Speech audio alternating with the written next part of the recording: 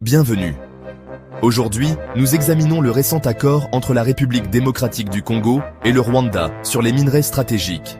Sur le papier, il s'agit de coopération et de stabilité. Mais sous la surface, c'est un enchevêtrement complexe d'intérêts économiques et géopolitiques. Les détails sont obscurs, alors qui en bénéficie réellement? Nous allons décortiquer les risques et les défis, de la transparence à l'impact sur la souveraineté congolaise. Il ne s'agit pas de polémique, il s'agit de clarté. Les ressources du Congo appartiennent à son peuple, et tout accord qui les cède exige un examen minutieux.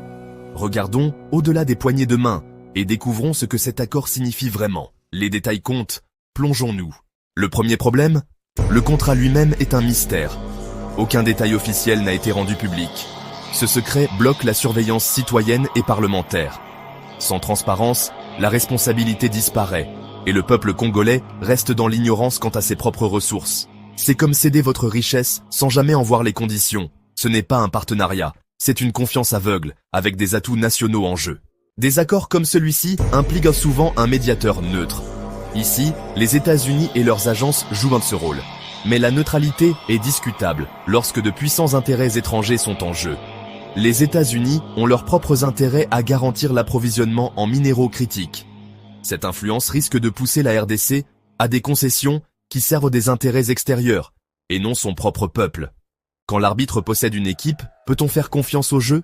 L'extraction des minerais ne se limite pas à leur seule extraction. Il s'agit aussi de les déplacer, de les stocker et de les exporter. L'infrastructure clé se trouve du côté rwandais, ce qui crée une dépendance. La RDC a les ressources, mais le Rwanda en contrôle le flux. Cette situation affaiblit le pouvoir de négociation du Congo et entrave la création d'emplois locaux. Au lieu de développer ses propres capacités, la RDC paie son voisin pour gérer ses richesses. La traçabilité est un argument de vente, censé garantir que les minerais ne financent pas les conflits.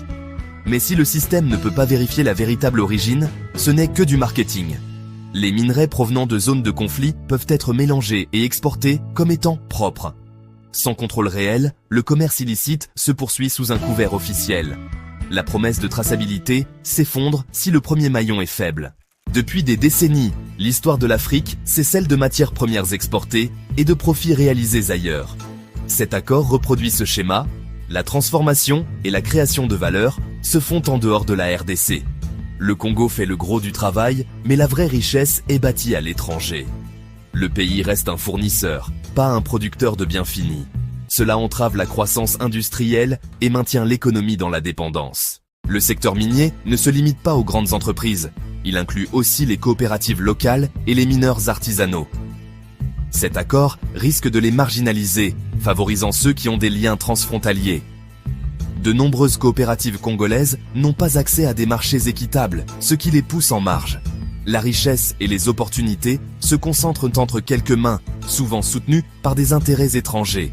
Les personnes censées en bénéficier sont laissées pour compte. Même si des systèmes de traçabilité existent, qui les contrôle? Des entreprises étrangères possèdent la technologie et les données. Cela crée une dépendance dangereuse. Le Congo ne peut ni auditer, ni vérifier ses propres exportations. Le contrôle des données signifie le contrôle de toute la chaîne d'approvisionnement. Une véritable souveraineté exige de posséder les outils qui gèrent les ressources nationales. Le Rwanda, avec peu de ressources minières propres, est devenu un exportateur majeur. En contrôlant la logistique et le traitement, il tire profit des minerais congolais. Le Rwanda bâtit sa réputation en tant que pôle d'affaires, tandis que le Congo reste dans l'ombre. Le pays d'origine disparaît, le pays de transit en récolte les fruits. Le Rwanda devient le visage de la richesse minérale du Congo. Les dirigeants promettent des emplois et des investissements. Mais l'accord manque d'engagement contraignant. Aucune garantie pour les usines locales, les emplois ou les zones économiques en RDC. Sans obligation concrète, ce n'est qu'un plan d'extraction, pas un vrai développement. La RDC donne tout, mais reçoit peu en retour. Cet accord n'est pas seulement économique, il est façonné par une histoire de conflit. Il risque de légitimer un déséquilibre de pouvoir construit sur des années d'instabilité. En se concentrant sur les affaires, il ignore les problèmes politiques et de sécurité non résolus. L'accord blanchit une relation problématique. Lier son économie à celle d'un rival est risqué. La RDC accuse le Rwanda de soutenir des groupes armés, tout en approfondissant sa dépendance. Cela donne au Rwanda un levier sur l'économie congolaise et sa politique. C'est un piège stratégique qui pourrait saper la souveraineté pendant des décennies. Un accord secret et déséquilibré crée un précédent dangereux. D'autres puissances pourraient exiger des conditions similaires, érodant le contrôle du Congo. Cela affaiblit les négociations futures et la souveraineté nationale. Il ne s'agit pas seulement d'un accord, il s'agit de défendre le droit à l'autodétermination. Tous ces problèmes mènent à une seule chose, une menace pour la souveraineté. Sans contrôle sur les contrats, les infrastructures et la technologie, la RDC perd le pouvoir sur ses propres ressources. Le Congo devient un passager dans sa propre économie. Perdre le contrôle n'est pas seulement économique, c'est une tragédie nationale, c'est ce qui est réellement en jeu. Nous avons vu les risques, le secret, la dépendance, les opportunités manquées. Cet accord sacrifie la souveraineté à long terme pour des gains à court terme. L'enjeu est trop important pour le silence. Il est temps d'exiger la transparence et la responsabilité. L'avenir de la RDC doit être construit par son peuple et non décidé à huis clos. Cet accord dissimule des dangers économiques, stratégiques et géopolitiques. Exigez sa publication, sa révision et remettez la souveraineté au centre. Merci d'avoir regardé.